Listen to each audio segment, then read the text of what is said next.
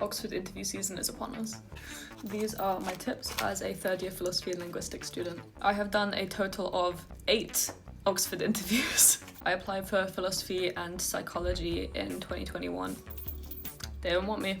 And then I applied for philosophy and linguistics in 2022. You can tap here for 2 times speed because I know you don't have an attention span. Number 1. This might sound obvious, but practice talking about your subject. Interviewers want to know that you know what you're signing up for, what you like about your subject, your interests, what you've done to pursue your interests. For me, this involved conversations with my family and my friends where I talk about what I was interested in philosophy, and they'd be like, why? Or ask me more about it, or try and contradict what I was saying. In my linguistics interview at the college that I'm at right now, the first question was, what is linguistics? Number 2, don't lie.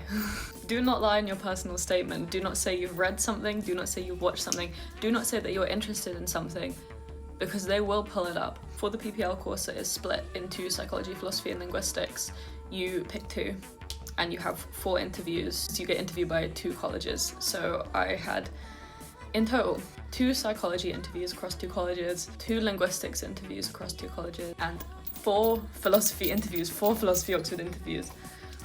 I got asked about my personal statement in a couple of my philosophy interviews, but not my linguistics ones. But still, you gotta know what's going on, because if they catch you out on lying or not reading a book, that's your fault, you're an idiot. Number 3, you need to learn how to reason out loud. In my interviews, I was asked questions and I had to think through them verbally in front of the tutors. In one of my philosophy interviews, they asked me, is a cake tasty because it is tasty or because you find it tasty? What you're asking me is whether the property of taste is something that is in the object of the cake or in my experience of the cake. Does something being tasty require me to find it tasty, or does it exist even if I don't find it tasty? And part of this is you have to be okay with answering questions and saying that you don't understand.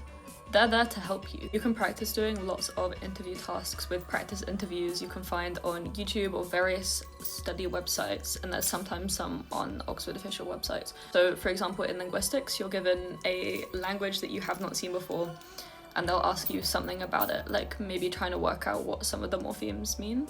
You have to be able to explain what you found out and also what you couldn't find out and why you think you couldn't find that out. You gotta think out loud. So part of the job of Oxford interviews is to kind of simulate a tutorial, which is how we're taught here, which is a class in groups of, for me, usually 1-on-1, but sometimes 2-on-1 or 3-on-1 with a tutor, and you'll be discussing an essay that you've written or a specific question, at least with the humanities, because they want you to think critically. They will question you about the content of your essays, and that is the same as in the interview. If you answer, say, the cake question, they will go, ah yes, but what about this? And you have to think on your feet. Also, some notes on tutors. They are there to help you. You can say you don't understand. It's not an exam. So whilst I might criticize what you're saying or your argument, tutors are there to help you. They are not your enemies. They also don't care what you wear. I dressed really, really smart to my Oxford interviews, but I got here, they degaff. As long as they can see you, you will be fine. You can look how you usually look.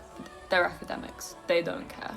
Obviously, this is all slightly specific to my experience of psychology, philosophy, and linguistics, and I was very bad at the psychology interviews because I don't understand graphs. So yeah, good luck.